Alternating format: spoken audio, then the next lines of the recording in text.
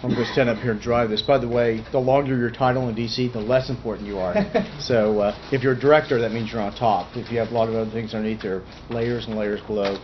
What I want to do today is two things. One is I've got a short presentation I just want to kind of walk through, but I think more importantly, I'd like to just kind of sit down and open up for Q&A and do that. I think that'd be a lot more interesting for everybody at this point. But I do want to get a little bit of context setting and talk about where we're at and where we're going on Intel reform.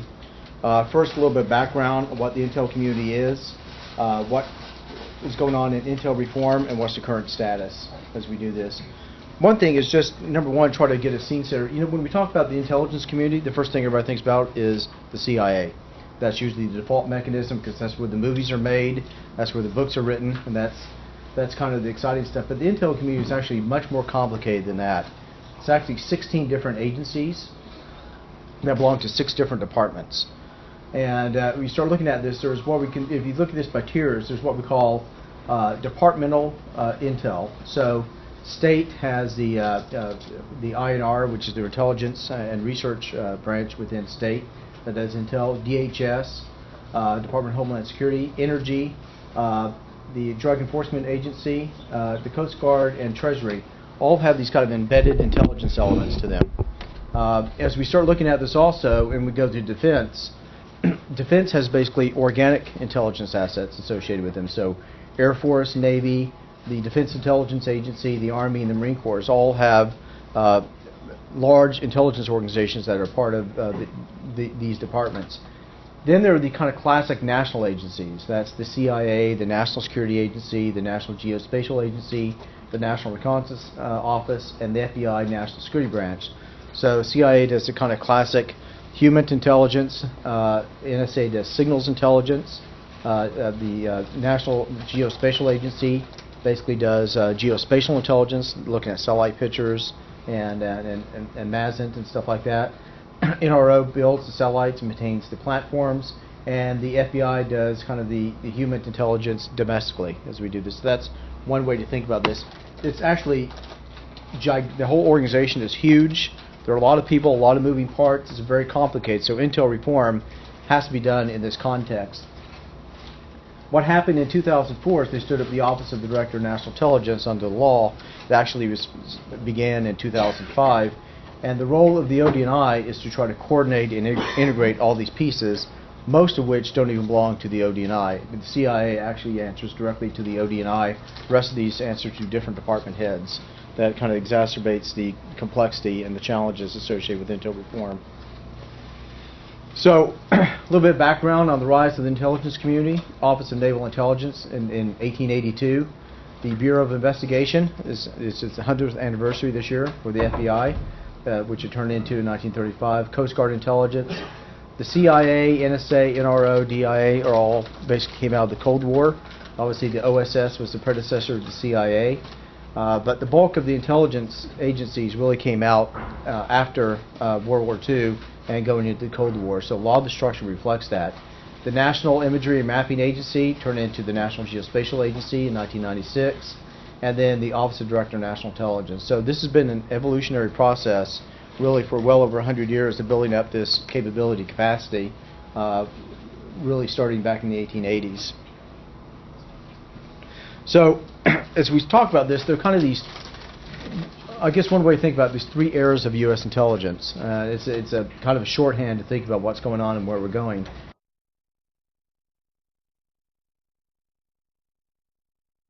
(1900) 1946.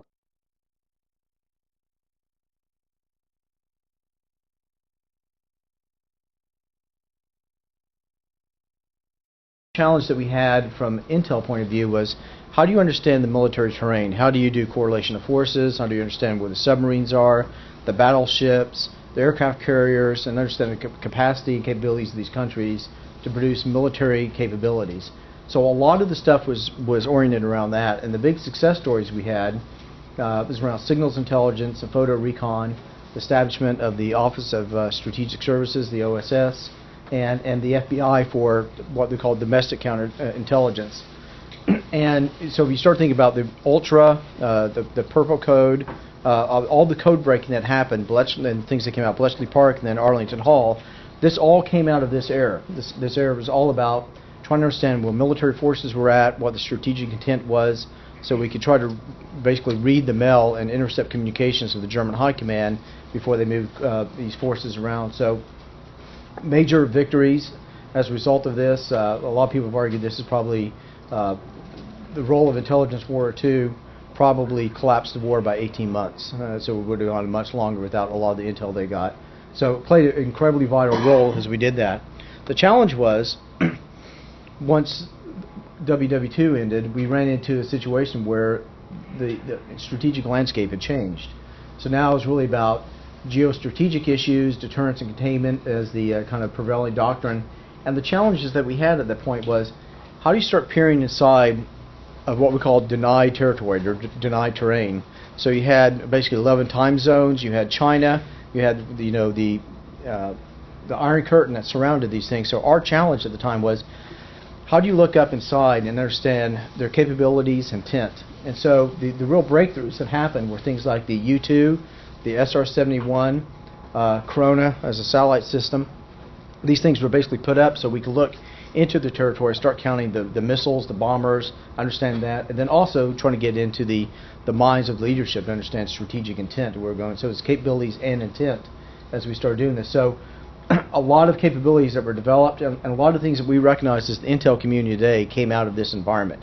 The systems, the infrastructure, the organizations, the culture, all this type of stuff. So rich history in that. The challenge that we had in 1992 when all that went away was we entered into this kind of geoeconomic world, this globalization, and we've struggled in the 90s in trying to figure out what that meant for intel and how to do that. And there's a lot of debate over what's the role of intel in economics and in trade negotiations and how all that starts to play out. And there's a lot of debate over the role of human and technical disciplines in this new world.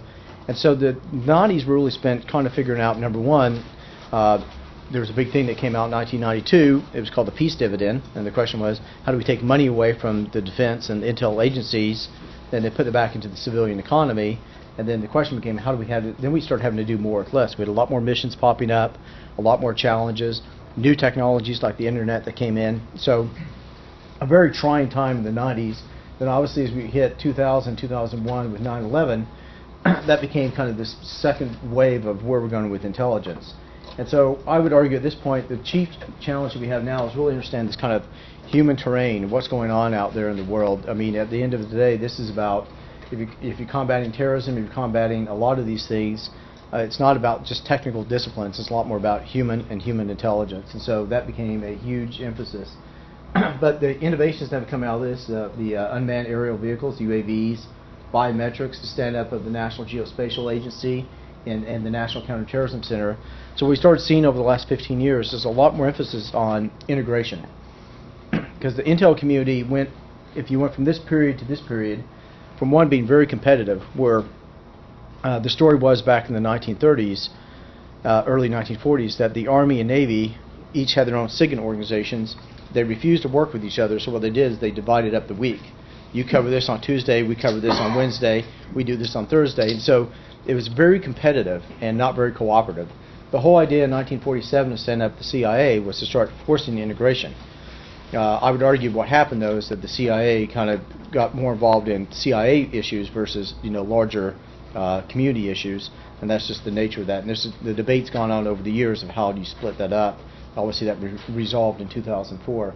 But that has been the biggest piece. Now I would argue, as you look back, the intelligence community has gone through a series of kind of challenges and plateaus where we were challenged, we had to build up new capabilities, we succeeded, then we ramped down.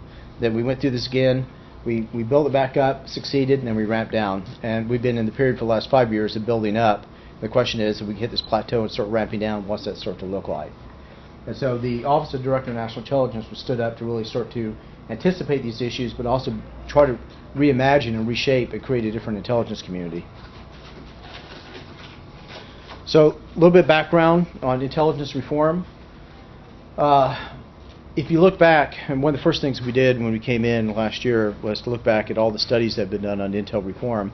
And what's amazing is that the first study on intel reform was in 1946. Then they created the CIA. They did a study after that. There have been literally 40 studies, so one every 18 months. The blue ribbon panels, major studies on intel reform. So if you ever want a job in D.C., just get on one of these panels. You can ride this probably for the next 20 years because they keep turning out these studies. The irony is that they keep saying the same things, and they come back and Congress is on board, the NSC is on board. One of the big debates has always been what's the role of the Director of Central Intelligence, which is different than the Director of the Central Intelligence Agency. The CIA had classic roles of human, and then all-source analysis within that, and then the DCI was supposed to be the coordinator of the community, so they were always dual-hatted, which is always a bit of a problem. And then also, how do you start, the real tension in the system is between the Director of Central Intelligence and the Office of Secretary of Defense. And because that's where the bulk of the assets are. All the other ones are smaller players compared to this. This is where the money and resources are. And then Homeland, and the other division that you've had is this whole idea of foreign and domestic intel. So you always had FBI working domestic intel, and then all the other agencies working foreign intel. So you had this very clear and neat divide during the Cold War. And then 9/11 kind of shattered that model as we go into this. So, as I was saying a little bit earlier, there have been all these studies that have come out, but they all kind of came into 4 areas.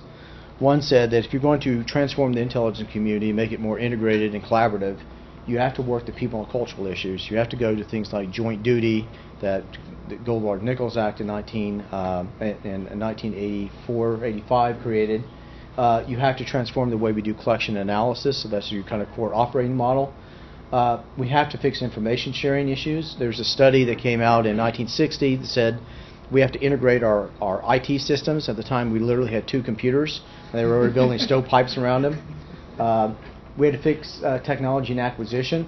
One concern that came up was, I think this is 1955, that said, the security clearance process is bureaucratic, it's cumbersome, and it takes 15 months to get a security clearance. And now I can report that last year it was taking 18 months. So I think building inflation, we're doing pretty well. But these have been, and management issues that have come up with how we do management and budget, and then lastly, authorities and policy. The irony is we've been working these things and talking about them for over 60 years, and I would argue we've had uneven progress and episodic progress on this for several reasons. One is the inability to take the insight from these studies and turn it into strategic intent, that is, somebody's going to take ownership of it. The inability to take intent and turn it into strategy, where you actually put a plan together, and then strategy into action, where you actually put money against it, and then action into results. And so we've had breakdowns at each one of these levels. And so as we went through this, one of the first things we said is this has to be addressed. We have to get a systemic way to start addressing this and not try to get on this kind of episodic reform where we're at. So that's been the bulk of our efforts really since 2005. One of the things you start looking at, you go, 60 years of studies, hundreds of billions of dollars spent over the last 60 years.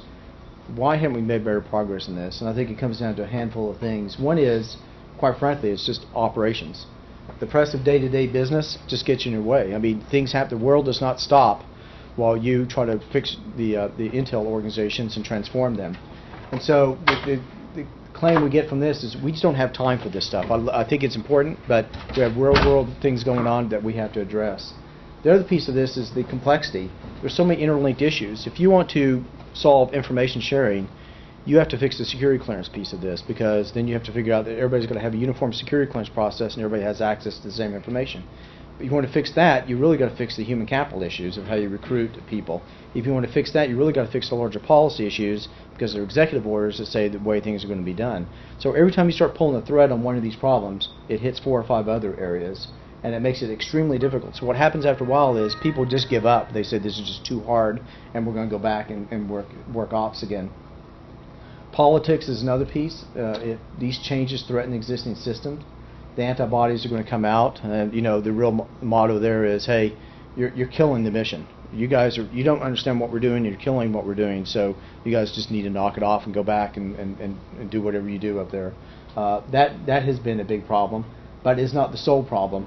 Another piece of this is the culture. I would argue that people just resist change in general. It's just the nature of being human. It creates stress and tension. and people react to it each time. That why are we doing this differently? It's always worked this way. You guys are really going to do more harm than you're doing good at this point once you just slow down or stop your efforts. And then lastly, authorities. Intelligence is an interagency challenge. We've got 16 agencies and 6 departments, and the authorities are often vague.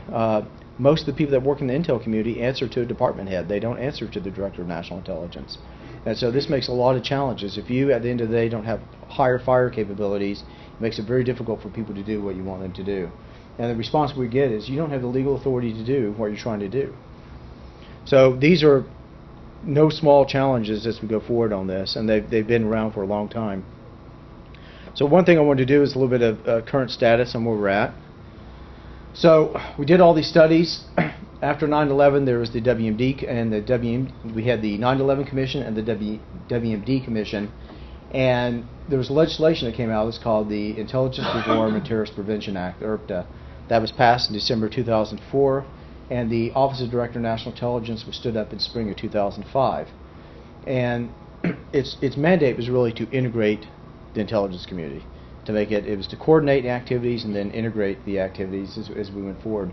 So if we look at what happened is we stood up the National Counterterrorism Center, the NCTC, the National Counterproliferation Center, the Information Sharing Executive, and then a whole host of other activities to start making intelligence more effective and more integrated and more aligned to where we're trying to go at our national level. And I think most importantly expanded the authorities to the OD&I in terms of the ability to write policy, in terms of the ability to control the budget, which is critical in Washington, D.C., the ability to hire, fire, and put people into place, and the ability to coordinate intelligence assets. And so it was I think a milestone as we went forward on this, but I think there's still some challenges associated with it. Probably on this one, the law wrote something in there, and they put something called Section 1018 in. And Section 1018 basically says you're going to do all this stuff, but you won't abrogate the authorities of the departments. So if you're a cynic, you'd read that and say it basically means you can't do anything. Because it basically says, I want you to do all this stuff, but you can't do anything that's going to take away existing authorities from departments. So the struggle has been to work that out, and I think on the plus side, there's a language under Section 1018 that said what you essentially have to do as you go forward on this is to create what we call implementing guidelines, and the President was given that task, and we're doing that now through Executive Order 12333 rewrite. So the last time it was done was 1981. We're rewriting another one now. Actually, the NSC is rewriting it, and we expect to have something in place within the next month or two, but that will take care of a lot of the authorities issues. There's still a lot of details to be worked out, but that will take care of, I think, a lot of the gap we had between the legislation and where the executive branch was on this. These are very arcane topics, and they sound very boring, but if we can't get the policy pieces of this right and the legal pieces of this right, we're not going to make progress in intel reform. We can't put in a single IT network. We can't hire and fire people. We can't bring in the right people where we need to. We can't coordinate operations. We can't do all this stuff if we don't get the authorities piece worked out. So the question is where we're going and kind of what's the motto. At the end of the day, the role of the intelligence community is to achieve or create a decision advantage for the nation.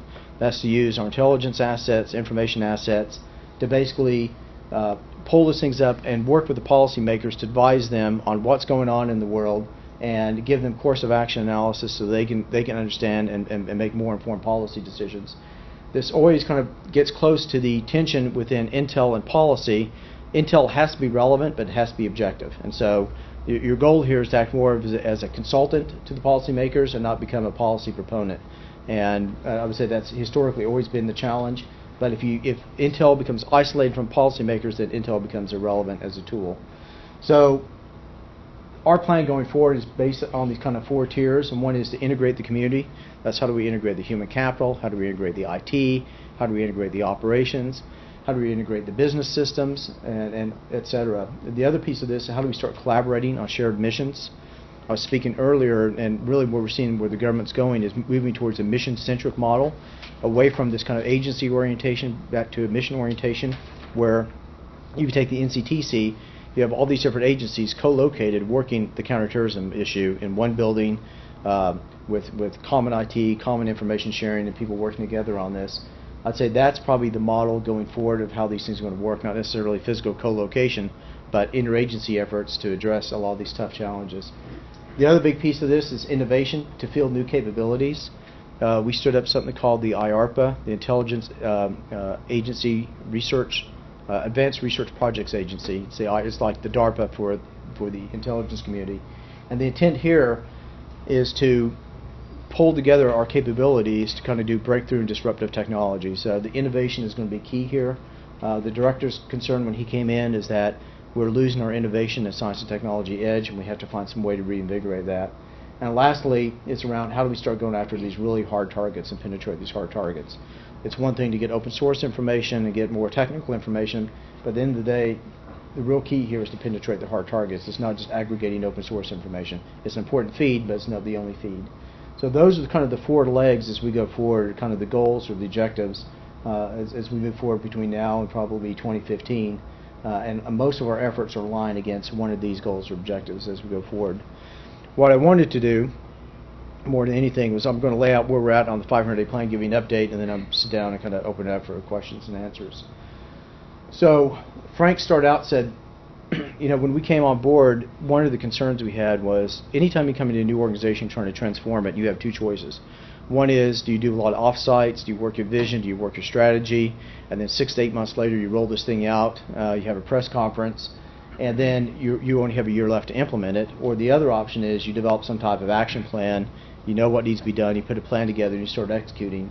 So last spring, when we came on board, the feeling was, let's go to the action plan. We'll worry about vision later. But we know what needs to be done, so let's get on with doing it. So we developed something called a 500-day plan, and it's built around these areas that I talked about earlier. One is to create a culture of collaboration. And a lot of this is people don't work together not because they don't want to. They don't work together because there's systemic reasons for not doing that. They don't know each other. They may not trust each other. And the intelligence community is built on really a trust model. If you don't have that, it doesn't work real well. And so the way you start addressing that systematically is put things like joint duty assignments in place so that you won't get promoted as a senior executive unless you've had an assignment at another agency. And that helps you do several things. One is it helps you understand what that other agency is doing. But I think more importantly, it helps you build social networks so you understand who's doing what, and it makes the community a lot stronger. We haven't historically had that. The other piece is to stand up a national intelligence university where you have a kind of common curriculum and people come together and they get a common view of the intelligence agencies, how they work, how the community is going to work before they go back to their home agencies and do a deep dive and develop very specialized capabilities and knowledges in human or signals intelligence or geospatial intelligence. Another thing here is this is a typo. It's a 360-degree assessment, and the whole idea is we don't do it all the way. We just go up to 10 degrees out and then we stop. But the intent here with a 360 review is that in a typical review, you get reviewed by your superior, and they tell you how well you're doing. They give you feedback. A 360 review talks to your peers. They talk to people who work for you. They talk to the people you work for, not just within your agency, to other agencies. When you get an assessment based on that, it changes behavior quite dramatically. You get out of this kind of hierarchical, how do I please my boss, to how do I learn to collaborate and work with people. So it sounds gimmicky, but it's incredibly important. Pay modernization being another piece of this, so that pay is tied a lot more to the performance as we go forward. It's tied to the overall objectives and what we're trying to accomplish. Another critical piece there, and by the way, these are ranked in orders of importance, so there's a reason that one's on top, and as we go down, these things are on the bottom. Improve information sharing, and that's addressing security and classification policies, so that each of the agencies have a common way of classifying, and we get out of this information ownership model into basically an information stewardship model. Create a single information environment is a major initiative so that we have a common IT backbone so you can find and access the information. You don't have separate networks for each of the agencies. Collection and analytic transformation is built around things like analytic integrity. That is, get common standards of how we produce products so that the quality of the products are basically standardized throughout the community, so you don't have to kind of guess over is it uneven, is it the same, and have a lot more oversight on the products like the national intelligence estimates and then even the other products that are generated. Analyst workspaces, bringing things like Intellipedia, which was brought in probably about 3 or 4 years ago. So it looks like what we're trying to do is create a computing environment for the analyst that looks like what you have on your home computer, with Google and Wikipedia and all these other spaces. And then stand up the National Intelligence Coordination Center, act as a global means for coordinating all of our intelligence assets and resources. So the next series are basically around acquisition technology. As I was saying earlier, we stand up the IARPA, doing things around acquisition reform so that it doesn't take us 10 or 12 years to basically conceive and build of a new capability and field it. So we have to really reduce those cycle times substantially. Modernize business practices. As I was saying earlier, the security clearance reform, changing the way we've done that for the last probably 50 years, and something that's a bit more modernized, automated, and built on different algorithms. And that takes us down from probably the 16 to 18 months now to probably less than 60 days is what we're shooting for. Some type of integrated planning, programming, and budgeting system so that we have a strategy-driven budget, not a budget-driven strategy, because right now the budgets are kind of bottom-up built and then we aggregate them. So this is a major transformational piece. Define and refine the authorities, so this would be things like Executive Order 12333, so it's clear who gets to do what, when, and how, and then creating a national intelligence policy system that cascades those executive orders and those laws through policy. So those are the main legs within the 500-day plan that we started last summer. The 500-day plan should be wrapped up in November of this year, late November, early December, and our plan is that we wrap this thing up before the director's term finishes at the end of January, when a new administration comes in. So with that, what I'd like to do is just kind of sit down and then try to open up for questions and have more of a dialogue. But I just wanted to try to get a scene setter before I did that. Great. Well, terrific, Patrick. Give us a lot to think about. I just want to throw out something based on a conversation we were having last night. Two of the more controversial issues in intelligence reform that I didn't really see touched upon here, but it would be great if you could share your thoughts on this. One is the controversy between domestic and global. Obviously, we talked about this last night about whether or not this wall between the FBI and domestic intelligence and domestic issues and international stuff that's been traditionally held in this country, whether you believe that'll continue, should continue, how this kind of fits into all this.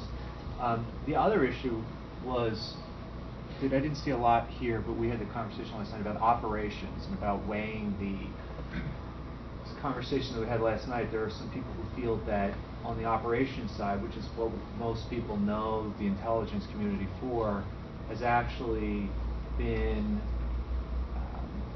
sort of bang for the buck has not been great, and it's actually been a bit of a millstone around the intelligence community's neck, at least in public perception. So I was wondering if you could comment on those two issues. How does D&I and your office see operations in the future, and what is their view on this sort of mix between domestic and overseas? Well, I think the foreign and domestic is probably the biggest tension in the system right now. And I think the tension's in the system because I think you just go back, and we were talking about this earlier, Americans love spy movies, they hate spies, and they really hate domestic spies. And it's just not something that we have a history of in this country. And so the tension that I think we're wrestling with right now is how do you get that right? How do you get the right amount? Because what happened on 9/11 is really the clear abrogation of this notion that there's a difference between foreign and domestic. And so most of the 9/11 report focused on information sharing between FBI and CIA. So that was a big part of the dialogue. The question is, how do you do that and then have a privacy regime in place that respects civil liberties and the privacy and get that in place? And I think a lot of these things, quite frankly, are not so much the mechanical issues. They're more political and policy issues that have to be addressed at that level.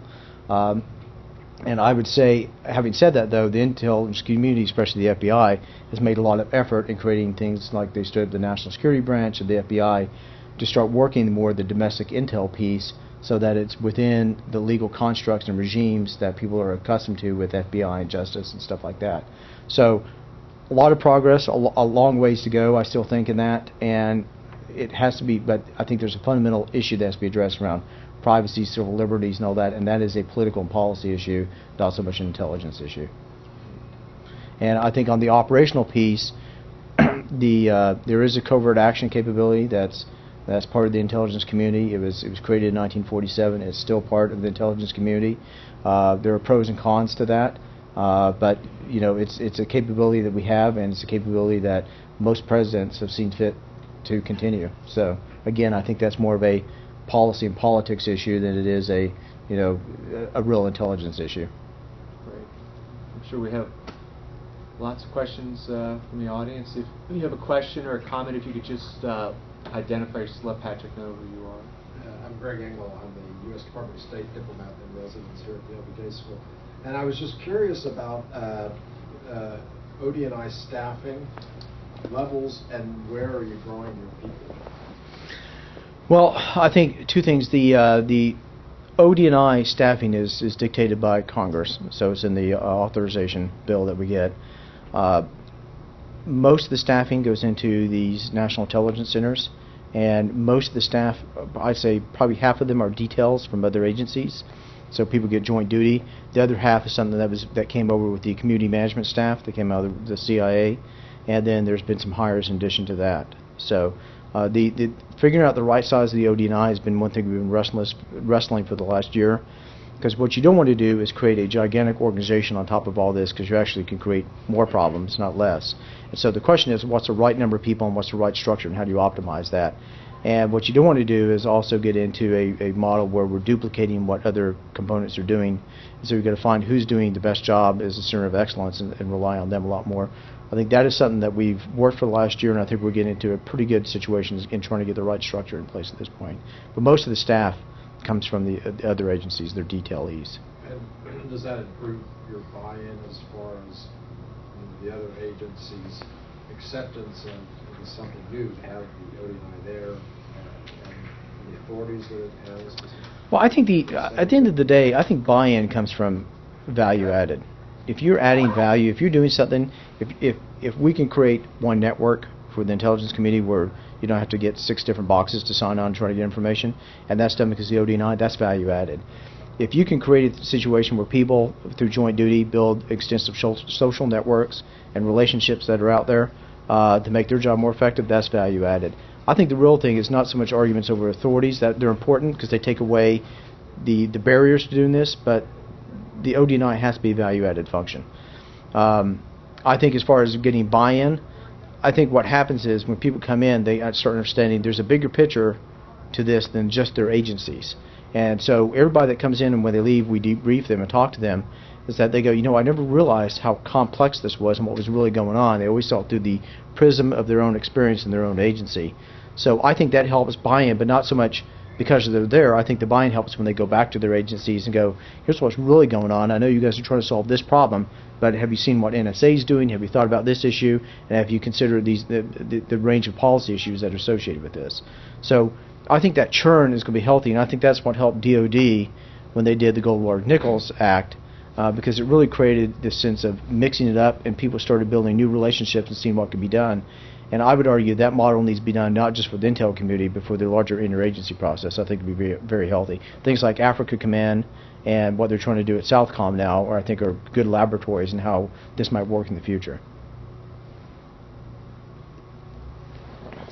Sean and LBJ student. You hear a lot about outsourcing in the intelligence community, particularly the CIA, I guess generally as well.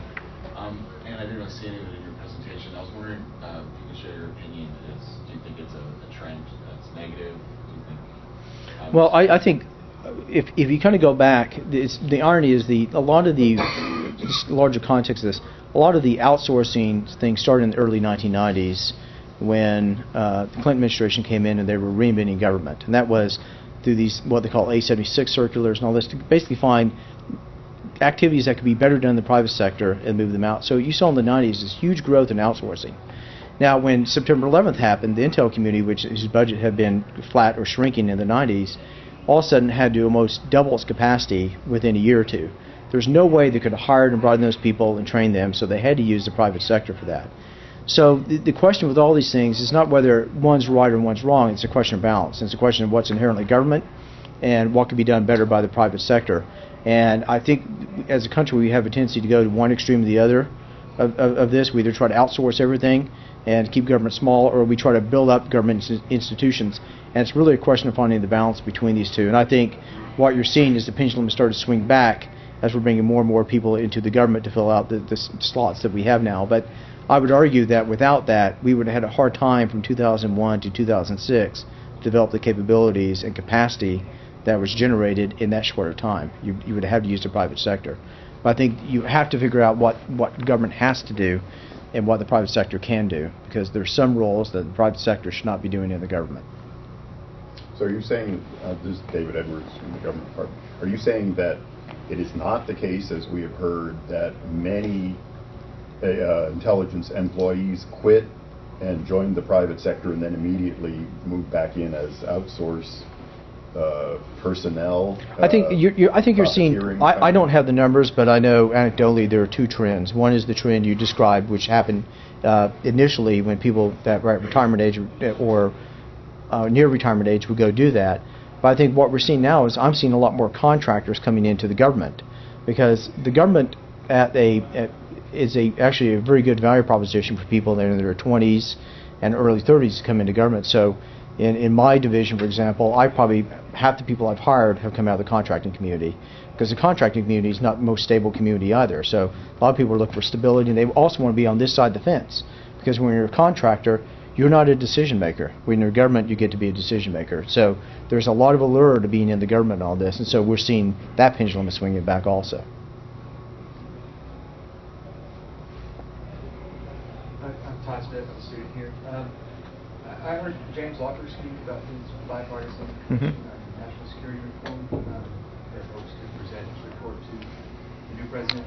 I was just wondering how closely you're working with that commission, or is there some type of cooperation there? Yeah, there's Jim's come over and spoken several times, and we're basically in an information exchange, because they're getting a lot of great lessons learned from doing historical studies and looking at coming up with some type of interagency model that might work going forward.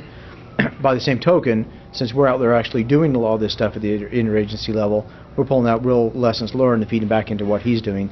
So there's a very close dialogue, a lot of communications back and forth as they go forward. Obviously, they're working for a nonprofit, a public policy think tank working this, and we're on the government side. But yes, there's a lot of cooperation, and I think he's supposed to brief out. It's supposed to be in September. We'll see if they're going to meet that deadline or not, and what their recommendations are going to be. But definitely by the time a new administration comes on board.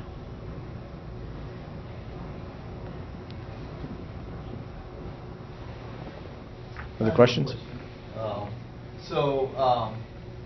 I guess looking at how the intelligence gathers information, and you can also compare that to how the financial markets work in terms of both of them gather information and share information. The way the financial markets work is they gather information for all these companies all over the world and make decisions based on this information. So is there something that the intelligence community can learn from how the financial market systems work in terms of gathering data and then disseminating to all these people? And the same sort of process perhaps could be implemented in the way these agencies work and share information. Yeah, I think there's two pieces. I think that the short answer is yes. Randy Fort, who does this at State Department for INR, came out of the financial services industry. A lot of the security clearance reform issues that we're looking at of the processes and how to do that are based on some of the models out of the financial services industry, so looking at that. But I think the larger issue is the financial services does a great job of taking vast amounts of data, sorting through it, applying analytics, and making decisions very quickly. So I think there are a lot of lessons learned in terms of underlying IT, in terms of analytic tools and on top of things, and then how people use these things. We've gone up and had a lot of discussions with looking at like the Bloomberg terminals and how they use those things. So there's a lot of, and I would say pharmaceuticals, there's a lot of lessons learned how pharmaceuticals do things on long-range analysis and analytics. So there's a lot of lessons learned, and there's a substantial outreach program within the Intel community to go out and talk to those other organizations and other industries and pull in best practices, as opposed to trying to reinvent everything within the Beltway. Because I would argue that most of these things have been addressed at some point. We just need to reach out and pull those things in. Now, because where we're at on the security side, not everything fits, but I think there's a close fit for probably 80% of our problems. Jim Cleary recently mentioned this liability insurance that they're putting in place. I was just wondering if other parts of the intelligence community was going to kind of take that on as well. And also, he was arguing that it would make people, it would to prevent people from being so risk averse that they don't use their imaginations, etc., not getting pulled into the political side. But isn't there also a moral hazard problem where it might make them likely to take chances on certain things that maybe they shouldn't be taking? Well, I guess I would ask the question: if you have automobile insurance, does that make you a moral hazard when you're driving on the? Are you more reckless driving on the road than if you didn't have insurance? I would argue that what the insurance, the complaint back in the 90s was, well, okay, the intel community is too conservative. They won't go to these hard places and do the hard work. And then you go to the other extreme, which it goes back to my thing about extremes in the country. We go to one extreme model to the other extreme model. And most of it's perceptions, because the reality is always somewhere in between on this.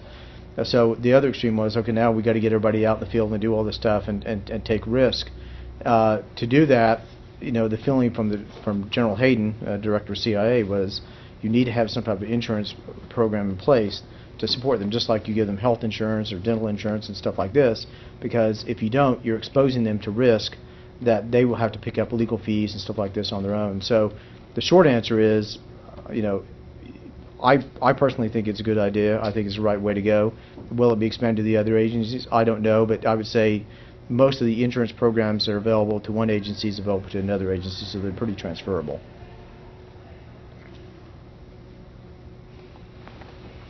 You said that issues of civil liberties and privacy are really policy and political issues, not intelligence issues. But I'm wondering if you could give us more of your personal view on the correct balance between need for intelligence and civil liberties, privacy, and international respect for human rights. Well, I think at the end of the day, the real issue here is we come from a society, we have democracy, we have traditions, and so those traditions are reflected in policies and the politics and what's created at that point. Departments in the United States government follow those policies. They follow the laws and they follow the policies that are put in place. So I would argue that those things, I go back to, those things are more political and policy issues and they have to be decided. The intel community will follow whatever decided by the policymakers and by the laws that are established by Congress at that point. And so I think it's more complex. The intel community doesn't have the latitude I think people think they do. These things are put in place and the intel community follows them, just as Department of Defense follows them, just as Department of State follows them, etc. So I think it's a country of laws, and I think the intelligence community is just aligned to those laws as in any other department. If I could follow up, do you have any, just to press you a little more, do you have any view on the current policies, on whether we're striking the right balance, or if we're maybe going too far in either direction? Well, I think the question is, at the end of the day, are we striking the right balance? My feeling is now I think we probably have a pretty good balance. I think we've had a pretty good balance. The irony is, in this whole debate, as you go through this, at least on the privacy side, is that you can go to companies that are private data service providers that have more data on you than the United States government ever will. Those things are loosely regulated, and Americans don't seem to be overly concerned by those things. Obviously, when there are leaks that happen with some of the credit card leaks that get out and the database leaks get out, it's a concern. But I think there's a larger privacy issue that we have to have discussion about.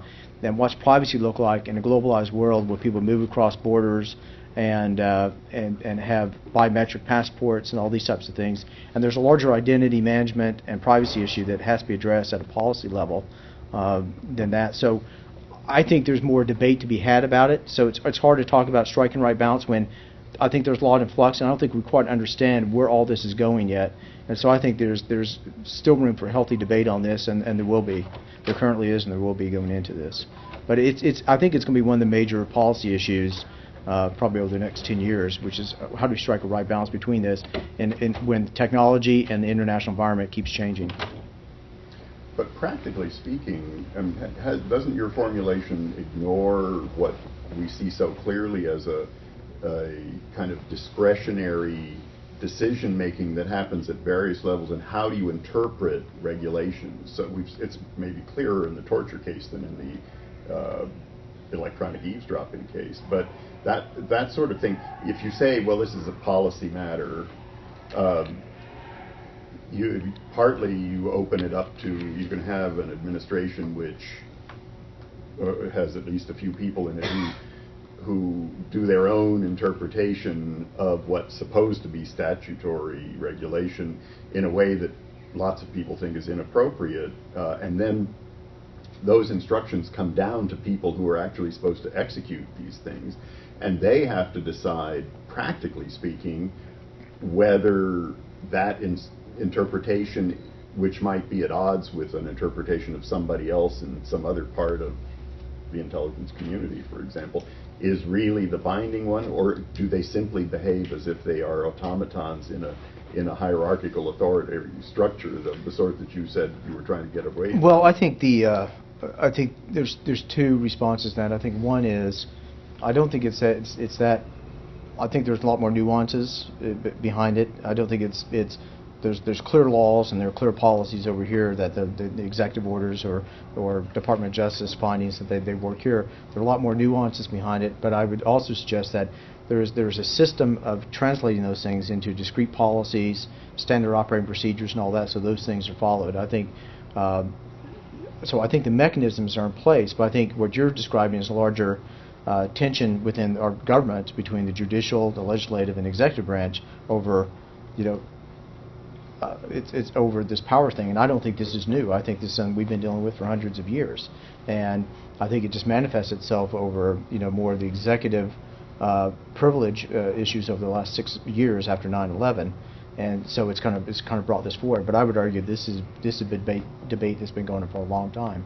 But I would suggest that the departments and agencies within executive branch, once the policies are made and the orders are done and the findings are made, they follow those things through. That's the system we have in place. And so to go back to it, I don't know how on these nuanced things between the legislative and executive branch that you're ever going to get a black and white, crystal clear example of how that's exactly going to work and everybody follows those things to the T, because there's interpretations made in the executive branch of how this stuff's going to work. But are you saying that in practical terms, some officials in the intelligence community do not have problems in interpreting or challenges interpreting the kinds of guidance they get from? Well, I would say there are a lot of mechanisms in place. We have all the agencies of Office of General Counsels who look at these things, so they turn these into agency policies.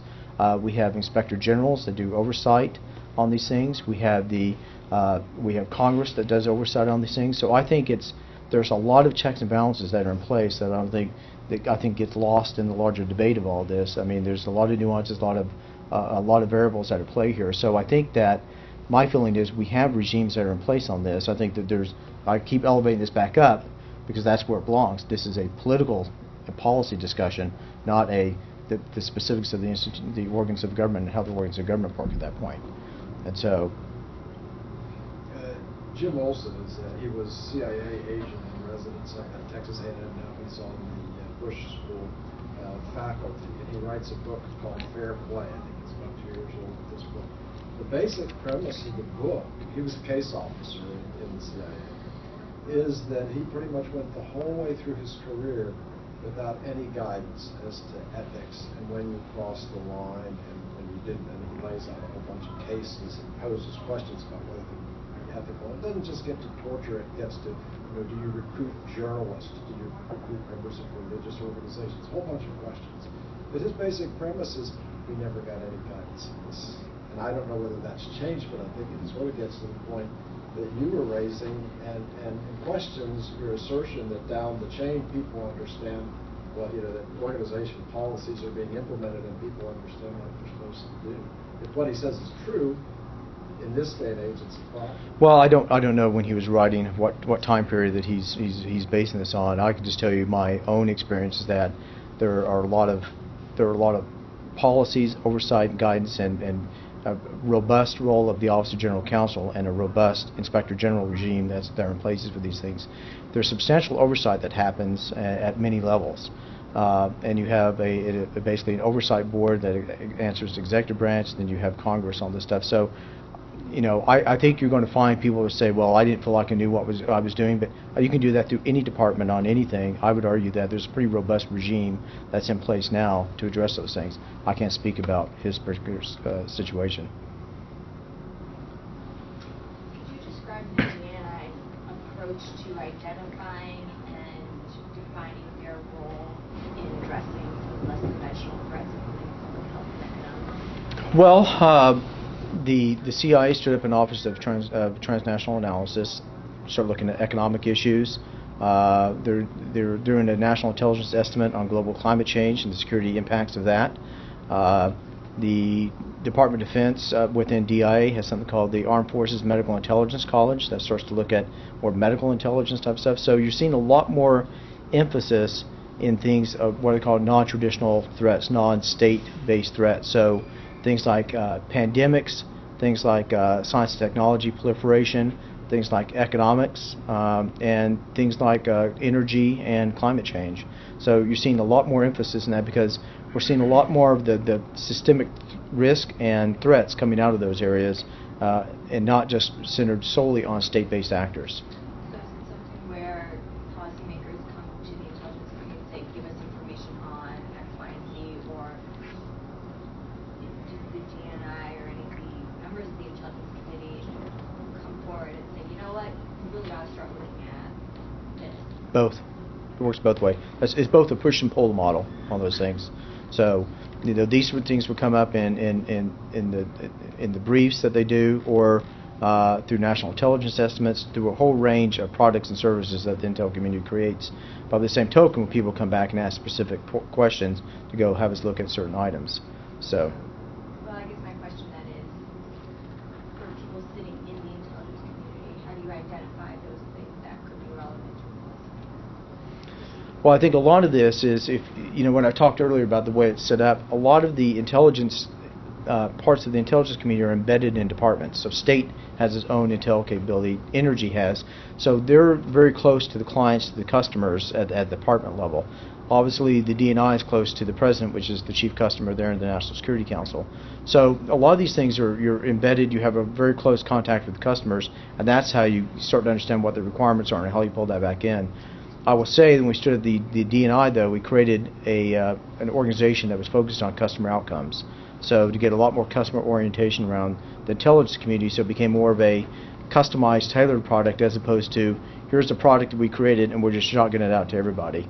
So there's been a lot more emphasis in trying to make it look a lot more like the media and the world that we live in at home, so you can get customized products and services delivered to you. So a fairly huge effort underway to do that at the ODNI.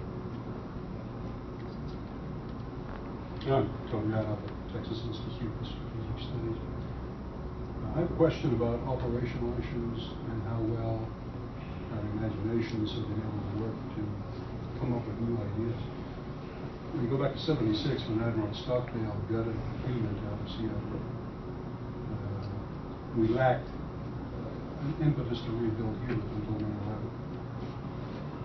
The problem with Hewlett, specifically as it regards to Afghanistan, Pakistan, and the border, is that no matter how well you speak the language or how well you dye your skin, you're not part of that tribal structure, and so you cannot infiltrate those groups.